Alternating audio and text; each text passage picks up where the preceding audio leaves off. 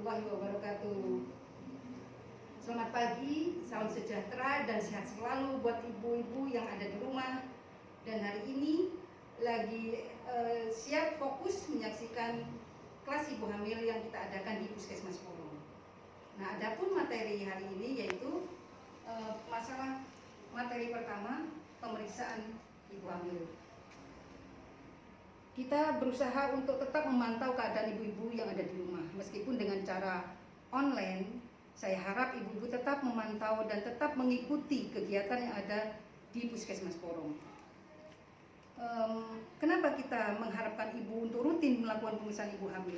Karena dalam pemeriksaan ibu hamil, kita bisa mengetahui kondisi ibu dan janin, apakah sehat. Di situ kita juga akan memantau keadaan gizi ibu, terus adakah penyuli dalam kehamilan. Di situ semua terpantau dan kita pantau. Dan dalam pemeriksaan ini kita bagi 3 trimester. Yang pertama, trimester pertama usia kehamilan 0 sampai 3 bulan 1 kali. Trimester kedua 4 sampai 6 bulan 1 kali, dan trimester ketiga 7 sampai 9 bulan 2 kali. Nah, saya harap juga dalam pemeriksaan kehamilan ibu mengajak suami kalau suaminya tidak bekerja. Karena apa? Bapak pun harus tahu kondisi ibu sebenarnya. Nah, di sini kita juga akan membahas apa itu kehamilan. Mungkin ibu-ibu sudah sering mendengar kehamilan dari TV, dari YouTube, dan di sini kita juga akan bahas kehamilan itu, yaitu di mana terdapatnya janin di dalam rahim seorang perempuan. Mengapa bisa terjadi kehamilan? Karena terjadi pertemuan antara sperma dan sel telur, sehingga terjadi pembuahan di dalam rahim dan terjadilah proses kehamilan.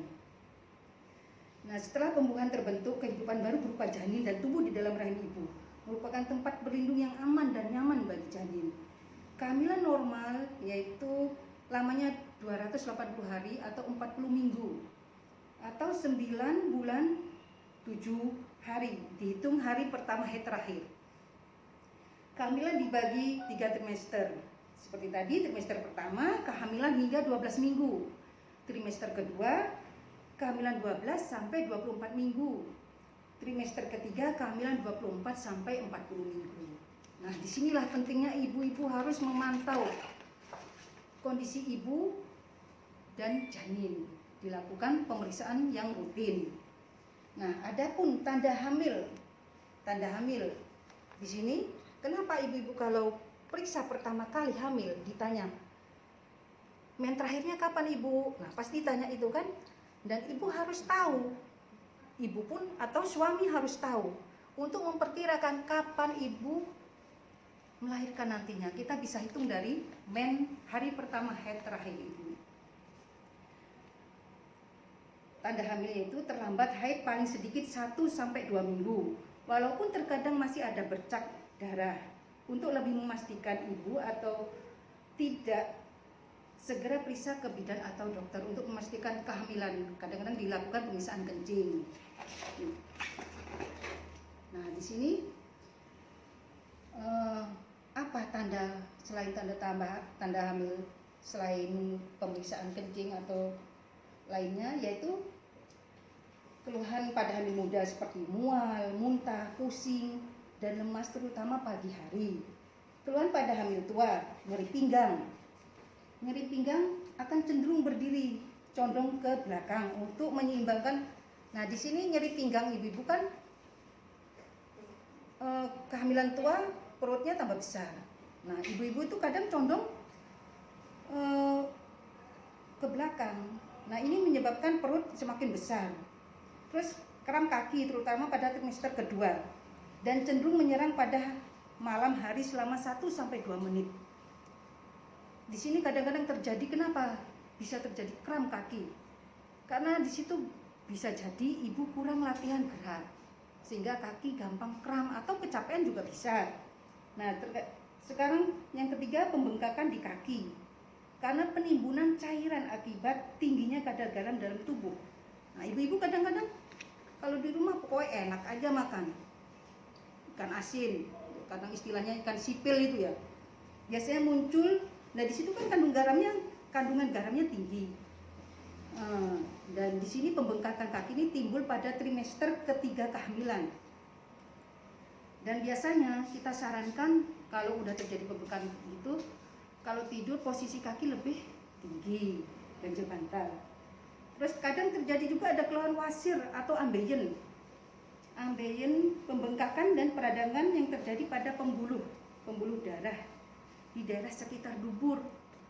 Nah, kadang-kadang ibu-ibu harus makan serat yang tinggi sehingga kalau BAB bisa lancar dan istilahnya enggak terlalu lama jongkok di situ.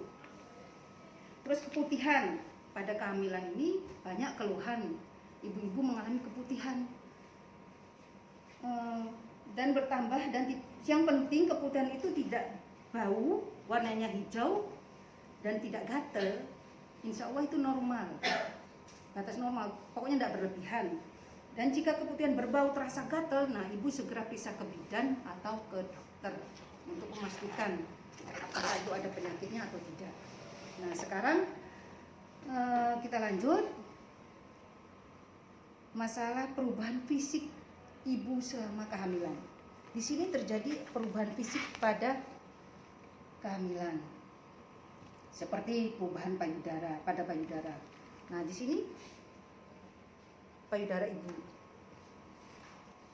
Kadang-kadang payudara terasa bengkak, terus karena kelenjar air susu membesar dan menyimpan lemak sebagai persiapan menyusui. Nah kadang-kadang ibu-ibu mengeluh, susu kula kok tambah bengkak nih bu. Nah itu terjadi proses pembentukan hormon dan penambahan lemak, karena nantinya untuk persiapan ibu untuk menyusui. Jadi jangan stres. Terus peningkatan berat badan. Nah di sini orang hamil itu pasti meningkat berat badannya. Kalau enggak tambah berat badannya berarti ada apa-apa. Sedangkan ibu hamil yang normal itu tiap bulannya harus berat badannya bertambah. Pada kehamilan trimester pertama berat badan bertambah 1,5 sampai 2 kilo. Pada trimester kedua berat badan bertambah 4 sampai 6 kilo. Nah, trimester ketiga berat badan bertambah 6 sampai 8 kilo. Total kenaikan berat badan selama kehamilan 11,5 sampai 16 kilo. Nah, jadi ibu harus tahu sebelum hamil misalnya beratnya 45. Jadi selama kehamilan penambahan berat badannya 11,5 sampai 16 kilo. Harus gemuk, nggak boleh diet ya bu. Perubahan pada kulit. Karena adanya kelebihan pigmen pada tempat tertentu seperti pada kedua pipi. Nah, di sini kadang ada hitam-hitamnya bu ya selama hamil. Terus pada perut ada garis warna hitam. Di selangkangan itu tambah hitam, kadang di seputar susu juga ada hitam karena itu perubahan pigmen pada ibu hamil. Ibu nggak usah khawatir, kadang nanti setelah melahirkan akan hilang sendiri. Nah, sekarang perubahan mental. Tadi sudah perubahan fisik, sekarang perubahan mental pada ibu hamil. Pada ibu hamil itu kadang mudah stres, mudah nelongso, ya, apalagi suaminya yang kerja jauh. Ibu harus pintar-pintar untuk melatih mental supaya kita nggak gampang stres. Secara umum perubahan mental yang dialami pada ibu hamil sensitif. Nah ini tadi sensitif, mudah tersinggung, mudah marah. Orang ngomong apa gitu, dia merasa diomong padahal nggak ada yang bahas. Itu sensitif.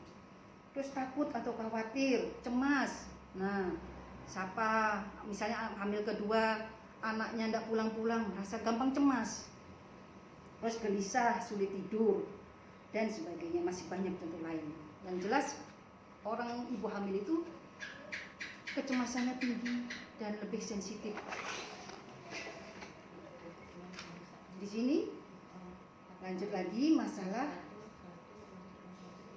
selama ibu periksa apa yang diperhatikan, apa yang diperiksa. Nah, kunjungan pertama 0 sampai 12 minggu pasti ibu datang diukur tinggi badan, pasti.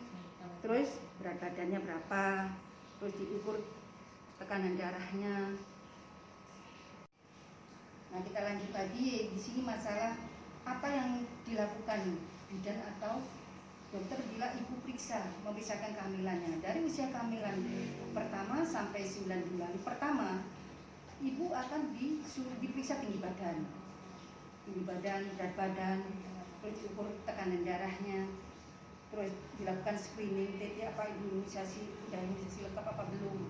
Itu kehamilan usia kehamilan 0 sampai 12 minggu. Sedangkan 12 sampai 24 minggu tinggi badan sudah tidak diperiksa, cukup pertama aja, tapi tetap dilanjut berat badan, tinggi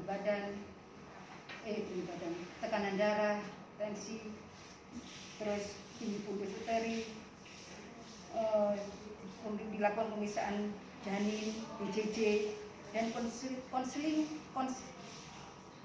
masalah KB. Itu kehamilan 12 sampai 24 minggu. Sedangkan 24 sampai 40 minggu dilakukan lebih pemeriksaan lengkap tadi. Seperti di sini sekarang kan kita mengalami pandemi. Jadi di usia kehamilan 37 minggu dilakukan pemeriksaan tambahan lab, yaitu pemeriksaan rapid untuk menentukan reaktif apa tidak. Nah, selain itu juga dilakukan di mana nanti untuk menentukan melahirkan yang pasti di mana. Persiapan apa yang harus ibu persiapkan untuk menghadapi persalinan nanti. Selain itu juga kita lakukan konseling KB.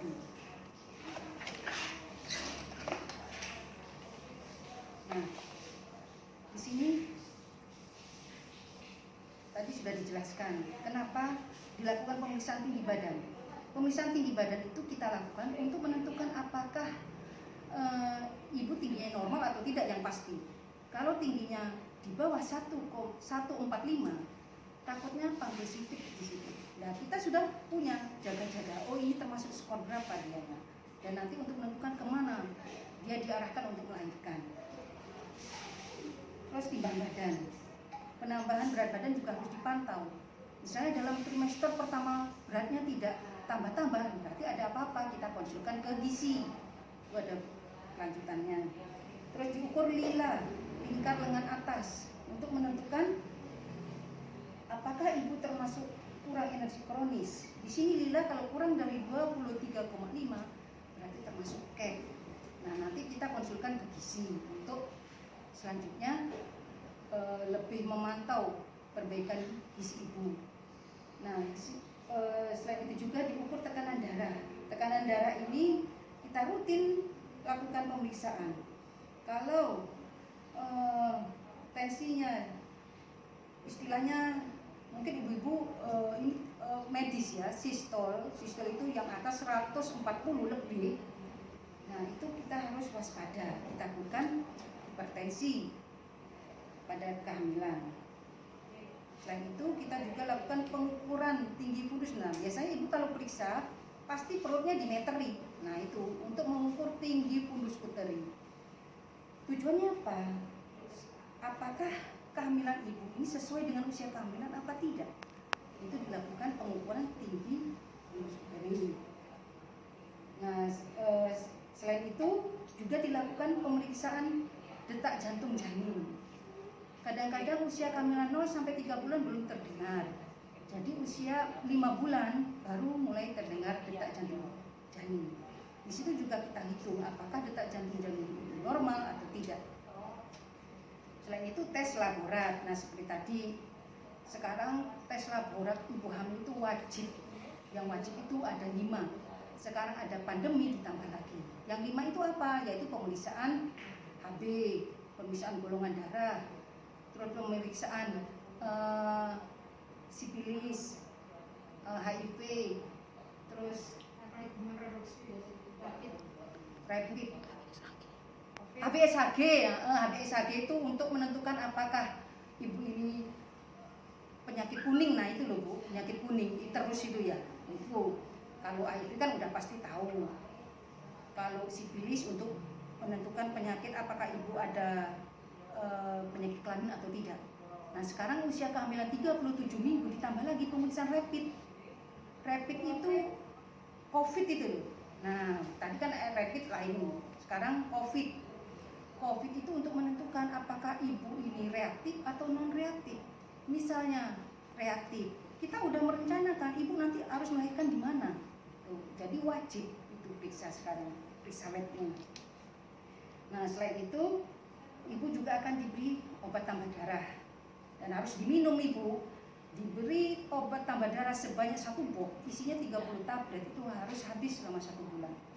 Diminum setiap mau tidur, karena apa, efek sampingnya nanti kadang ada yang mual. Kenapa untuk diarahkan selalu diminum mau tidur? Karena diharapkan setelah minum obat itu ibu kan ngantuk tidur, jadi reaksi mualnya tidak ada. Dan kadang timbul efek samping fesesnya hitam, ibu jangan kaget. Tablet tambah darah itu kadang, loh kok tambah ireng waktu aku BAB ini. Tidak apa, itu efek samping dari obat, tidak apa-apa. Nah, selain itu kita diarahkan masalah KB setelah usia kehamilan 38 minggu, ibu sudah harus merencanakan sama bapak, nanti setelah ini enaknya KB apa ya Pak. Nah itu setelah ada keputusan nanti kita konsulkan ke bidan atau ke dokter, ibu tanya. Sekarang lanjut, bagaimana untuk menjaga agar ibu hamil sehat dan janin sehat. Mungkin ibu-ibu sudah otomatis paham dan tahu, bayiku aku sehat, bayiku sehat, ya opo caranya. Tapi ada juga ibu hamil yang wis males ae makannya. Sedangkan di sini ibu hamil itu wajib kalau makan itu porsinya lebih banyak dibanding seperti biasanya. Makanan pokok wajib, nasi, misalnya makan nasi tidak bisa, jagung ya bisa diganti, roti, terus pohon itu bahan pokok. Tidak harus nasi, karena kadang orang ibu hamil itu hamil muda makan nasi muntah, diganti roti, tidak apa, atau pohon, jagung. Terus banyak makan sayur dan buah. Dalam satu piring itu harus ada sayur, wajib. Meskipun ibu selama hamil tidak doyan sayur, karena di dalam janin ibu sudah ada benih. Kalau ingin bibit unggul, nah kasarnya kalau ingin bibit unggul, kita harus konsumsi sesuatu yang sehat, harus dipaksa. Terus lengkapi dengan lauk pauk seperti hewan dan nabati. Tempe tahu itu wajib ada, itu protein nabati. Sedangkan hewaninya apa? Ikan mujair, ikan ayam, udang itu wajib ada. Bukannya saya ngelarang ibu-ibu terus makan sayur, tempe tahu soalnya tidak bisa beli ikan, enggak apa. Tetap paling tidak telur lah yang murah, itu protein hewani. Terus istirahat cukup ibu-ibu. Istirahat cukup tuh paling tidak 6 sampai 7 jam. Siang diusahakan tidur sampai 1 sampai 2 jam. Siangnya habis, kalau tidur siang itu habis duhur sebelum asar bangun. Jangan habis asar tidur, enggak boleh. Kalau bisa itu. Terus bagaimana dengan suami lakukan stimulasi? Nah, melakukan stimulasi rangsangan pada janin. Ini baik dilakukan dengan suami. Istilahnya si janin itu dirangsang komunikasi, diajak dolen. Nah, waktu di dalam perut itu kita juga bisa komunikasi dengan janin. Karena di usia kehamilan 5 bulan ke atas dia udah bisa mendengar, tahu rangsangan sinar, sudah tahu. Jadinya cara merangsang bayi, memberi stimulasi janin itu tidak perlu mahal-mahal. Cukup dengan misalnya suami kerja, dilus-lus, digosok-gosok sambil kita komunikasi. Tapi usia kehamilan ya 5 bulan ke atas itu bilang, ini bapak, caranya gitu, dipegang perutnya, ini ayah, ini papa mau berangkat kerja ya nak ya, yang sehat, sama mama di rumah. Nah jadi kita menjalin hubungan romantis dimulai sejak janin dalam rahim. Jadi terbiasa ajak anak kita nanti terdengar apa ya, suara-suara yang saling mendukung antara orang tuanya. Selain itu juga kita bisa contoh kalau pakai senter, nah stimulasi sinar ya, nah dimatikan sambil ngomong, si ibu ngomong atau si bapak ngomong, senter itu didekatkan ke perut, dimatikan gelap, terus dinyalakan terang. Nah itu dia bisa terang gelap, dia akan merekam di otaknya. Selain itu juga bisa bagi yang Islam ya, yang Muslim, didengarkan alunan apa istilahnya, ngaji, murotal, tapi jangan diganti-ganti. Misalnya 1 bulan kita disetelkan murotal juz pertama, itu aja setel. Jangan diganti hari ini diganti juz kedua, jadi setiap hari diganti, bingung bayinya nerima. Jadi harus selama 1 bulan, nanti baru diganti, 1 bulan diganti lagi. Insya Allah nanti kalau udah lahir janinnya pintar ngaji ya. Terus yang selanjutnya, periksa kehamilan secara teratur. Nah, seperti tadi udah dibahas dari awal, tujuannya ibu-ibu harus periksa teratur untuk mengetahui kesehatan ibu dan janin supaya tetap terkondisikan. Terus menjaga kebersihan. Nah, menjaga kebersihan jelas ibu pasti selalu menjaga kebersihan, terutama badan, mandi, keramas. Sudah, kita tidak perlu dijelaskan panjang lebar karena ibu sudah lebih paham masalah kebersihan ibu ataupun lingkungan sekitar ibu. Nah, di sini sekarang bahas apa saja yang tidak boleh ibu hamil lakukan di rumah. Maksudnya aktivitas apa aja, seperti kerja berat, angkat-angkat berat. Tidak mungkin kan ibu hamil di rumah ngangkat beras 1 pintal gitu, tidak mungkin. Bapak pasti minta tolong spontan, Pak tolong diangkat. Terus cara mengambil barang pun jangan sampai keliru. Suatu contoh, nah misalnya ada sesuatu jatuh, nah ibu tidak boleh ngambil langsung gini, ini bisa dengkean. Jadi kalau mau ada yang baru jatuh, kita posisi gini dulu, nah baru diambil, bertumpu baru ambil. Meskipun hamil tidak hamil, biasanya cara mengambil sesuatu yang jatuh di bawah itu harus benar. Terus mengonsumsi alkohol itu tidak boleh, yang bersoda juga tidak boleh. Terus kadang jamu, nah jamu aduan kental itu jangan. Terus ada yang tanya, jamu godokan boleh bu? Godokan apa dulu? Jamu godokan kayak sinom gitu tidak apa-apa kan, untuk menyegarkan. Cuma jangan terlalu sering. Ya, air putih itu bagus. Terus merokok, nah ini penting. Kalau bagi bapaknya yang merokok, saya harap, saya mohon, merokoknya jangan di dalam ruangan, di luar. Terus kita ibu hamil harus menjauhi orang yang merokok. Karena apa? Di sana merokok kita menghirup asapnya, kita termasuk perokok pasif, dan itu lebih berbahaya dibanding yang aktif, yang merokok langsung. Jadi dihindari. Terus tidur terlentang, jangan, lebih baik ibu hamil tidurnya miring kanan atau kiri. Tidur terlentang sebentar itu tidak apa-apa, jangan lama-lama karena bisa mengganggu proses peredaran darah. Karena di situ kan janin akan menekan pembuluh darah besar, di situ akan terjadi, takutnya terjadi gangguan. Kalau dalam 1 jam 2 jam misalnya tidur terlentang. Nah, mengonsumsi obat, nah ini penting. Wes males aku periksa, waktu air tak tuku di warung, itu jangan ibu. Selama hamil kalau ada keluhan apapun itu, seringan apapun keluhan itu, kalau bisa konsultasi dengan bidannya lewat telepon konsultasi. Kalau tidak bisa langsung periksa, jangan beli obat sembarangan di toko. Nah, di sini kita lanjut lagi masalah mitos. Mungkin di masyarakat banyak apa ya? Oh, ndak oleh ini, ndak oleh ngono.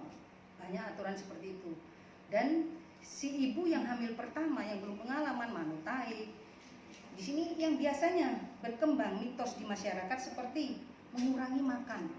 Mengurangi makan betul apa enggak? Salah ya.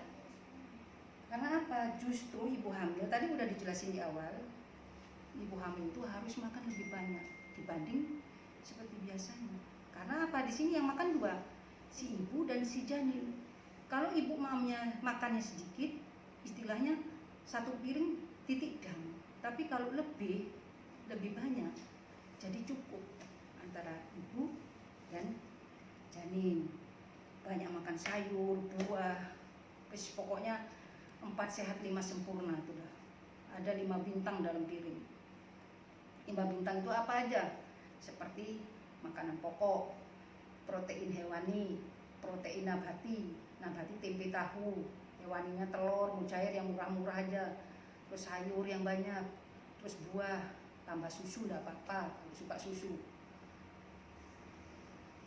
Terus di sini dilanjut lagi, ibu hamil tidak boleh makan udang. Nah, biasa tuh di masyarakat. Jangan makan udang, jangan makan kepiting, pokoknya seafood gitu dilarang. Itu salah. Yang betul ibu hamil tuh sembarang boleh. Yang penting dia tidak alergi. Kalau dia alergi udang, dia paksa makan, yo jangan, karena dia punya alergi. Justru makanan tersebut merupakan protein, yang sumber protein bagi ibu yang tidak alergi loh ya. Tapi kalau ada alergi seperti tadi, yo dihindari, dikurangi lah. Nah ini sekarang menghadapi persalinan yang aman harus direncanakan dengan suami dan keluarga di rumah. Seperti apa? Di sini ada istilahnya P4K. P4K itu program perencanaan persalinan dan pencegahan komplikasi. Nah, untuk mencegah ini kita harus merencanakan melahirkan yang pas, yang pasti. Apa itu? Yang pertama, tanggal perkiraan lahir. Dari awal kan ibu udah ditanya, men terakhirnya kapan ibu? Nah, itu di situ untuk menentukan perkiraan kapan. Oh, tanggal ini aku seminggu lagi udah melahirkan. Ayo Pak, disiapno syarat-syaratnya apa aja. Tuh. Situ. Terus tempat pertolongan. Nah, di waktu periksa, ibu ditanya, nanti mau melahirkan di mana? Dipastikan, oh saya di bidanku aja. Saya di puskesmas. Nah, itu harus pasti. Jadinya pas sampai ada keluhan, ada tanda-tanda mau melahirkan, suami nggak bingung mau kemana nih, tanya, langsung dipastikan karena udah kesepakatan di awal. Ke puskesmas langsung berangkat ke puskesmas. Nah ini penting juga melakukan tabulin ibu dari awal. Begitu positif hamil plek, nah ibu dan suami harus merencanakan, Pak aku ini sekarang udah hamil positif, ayo nyelengi titik-titik. Nah itu tabulin. Tabulin itu tidak harus berupa uang, emas bisa, sapi yo bisa. Nanti kalau melahirkan sapinya dijual Pak, oh yo itu tabungan juga tuh. Tapi dipelihara sapinya, pas dirinya nanti mati. Oke. Terus transport ini juga penting, kendaraan. Paling enggak misalnya ibu enggak punya mobil, tetangga kita lobby atau saudara kita lobby, Pak nanti kalau saya sewaktu-waktu mau melahirkan bisa enggak nanti itu pinjam mobilnya. Kalau di desa enggak ada mobil loh ya, tapi sekarang di setiap desa sudah disediakan operasional mobil desa. Jadi tetap menghubungi pihak aparat desa supaya tidak mendadak. Paling tidak dikasih, Pak nanti sekiranya tanggal sekian, atau nanti kalau ada sewaktu-waktu saya ada keluhan, saya mau pinjam mobil. Terus calon pendonor darah ini juga penting. Kenapa penting? Waktu ibu disuruh pemeriksaan lab, bukan ibu saja yang harus periksa lab, tapi suami pun harus periksa untuk menentukan golongan darah apa, atau keluarga yang lain. Oh misalnya ibu, oh nanti yang cocok untuk jadi donor siapa? Ada calonnya. Yo jangan sampai ibu-ibu nanti waktu melahirkan butuh darah, enggak. Semoga normal semua lahirnya, los ya, enggak ada hambatan, enggak butuh darah-darah gitu. Tapi kita tetap perlu calon pendonor darah. Terus menyiapkan kebutuhan persalinan. Nah, di sini biasanya kalau sudah mau melahirkan gubuk kabeh, Bu. Sing suami ndak tahu apa yang disiapin. Nah, usia kehamilan 9 bulan, ibu harus sudah menyiapkan persiapan bayi, persiapan ibu, apapun sudah masuk satu tas. Jelek, softtek atau apa, pempes sudah siap satu tas. Surat-surat yang dibutuhkan, fotokopi KK, KTP, KIS dimasukkan dalam tas juga. Jadi sewaktu-waktu ibu akan melahirkan, si bapak tidak bingung lagi nyiapin, langsung dibawa tas itu berangkat ke yang sudah disepakati mau melahirkan di mana. Nah, dalam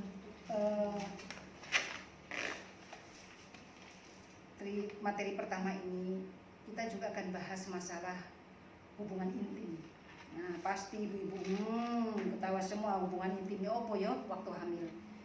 Beberapa hal yang perlu diperhatikan mengenai hubungan suami istri selama hamil. Pertama, hubungan suami istri diperbolehkan selama kehamilan, kecuali kehamilan ibu ada masalah seperti ada flek, itu harus dikurangi dulu. Terus kehamilan bukan penghalang aktivitas seksual.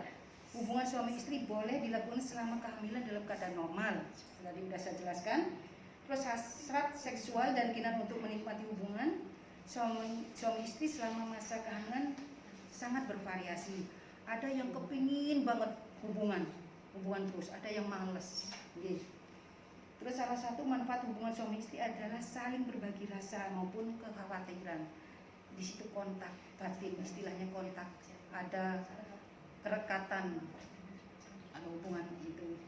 Hubungan suami istri selama hamil juga bermanfaat sebagai persiapan bagi otot-otot panggul. Nah, di sini mungkin ibu masih bingung, kok iso hubungan itu bisa melatih otot-otot panggul? Nanti kita ada pembahasannya di materi selanjutnya. Perlu catatan, lakukan hubungan seksual harus dalam kondisi kehamilan normal. Nah, alhamdulillah materi satu ini kita udah selesai bahas, dan semoga ibu-ibu yang ada di rumah bisa paham dan mengerti apa itu kehamilan, pemeriksaannya bagaimana, tandanya bagaimana, dan persiapan apa saja yang dibutuhkan. Semoga ilmu hari ini bermanfaat bagi ibu. Wassalamualaikum warahmatullahi wabarakatuh. Assalamualaikum warahmatullahi wabarakatuh. Salam sehat untuk ibu hamil semua. Ibu-ibu, ini tadi sudah dilakukan materi 1, sudah selesai. Apabila ada pertanyaan atau materi yang kurang jelas, monggo ditanyakan di grup kelas ibu hamil di Puskesmas Porong, atau nanti bisa dilanjutkan di Google Meet yang akan dilaksanakan pada insya Allah pada minggu depan. Demikian materi 1 ini, dan semoga semua ibu-ibu hamil yang ada di wilayah Puskesmas Porong selalu sehat dan selamat. Semangat sehat. Assalamualaikum warahmatullahi wabarakatuh.